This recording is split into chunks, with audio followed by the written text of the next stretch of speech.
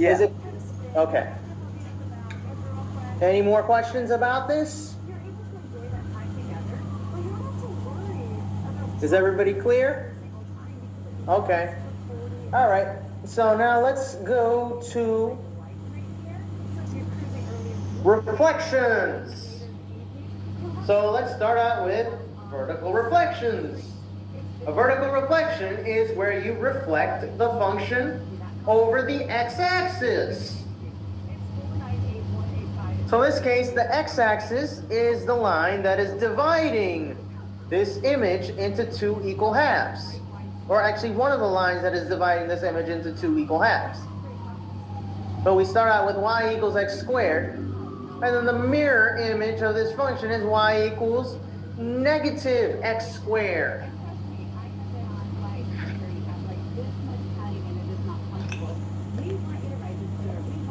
And then let's go to some examples of vertical reflection.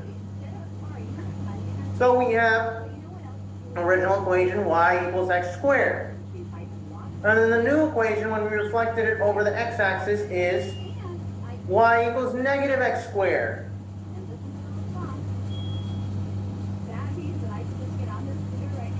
So basically, to reflect over the x-axis, you have to multiply the right side of the equation by negative 1.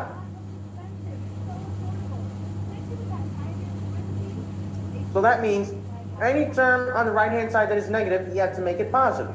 If it is positive, you have to make it negative. So let us go to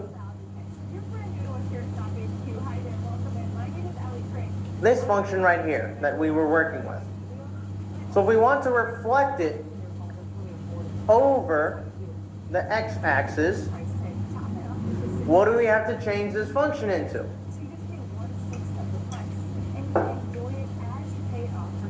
Or what do we have to multiply this function by?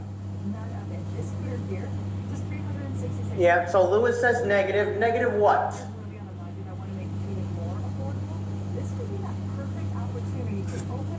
Negative 2. So, okay, so Edisham says negative 2. Nathaniel says negative x. So remember, what do we want to do over here? We want to reflect it over the x-axis. So can you explain how you arrived at negative 2 or negative x? Actually, I agree with negative x. Okay, so now you're saying negative x. So what makes you say negative x? You have to switch it to you have to flip it over the x-axis. So from being positive, it's negative. Okay, so let's see what happens if we multiply this entire side of the function by negative x. Okay. So we multiply by negative x, and then, oh, what happened? Do we have the same exact function that we had before? So, do you see any symmetry about the x-axis? No, we don't. So instead of multiplying it by negative x, what do we multiply it by? What exactly do we multiply that function by instead of negative x?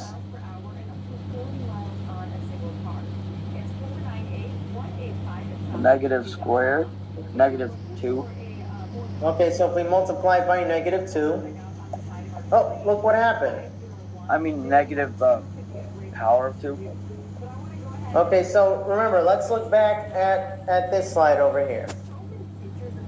Wait, would it be negative y? So, hold on, negative. So look what it says in the highlighted part.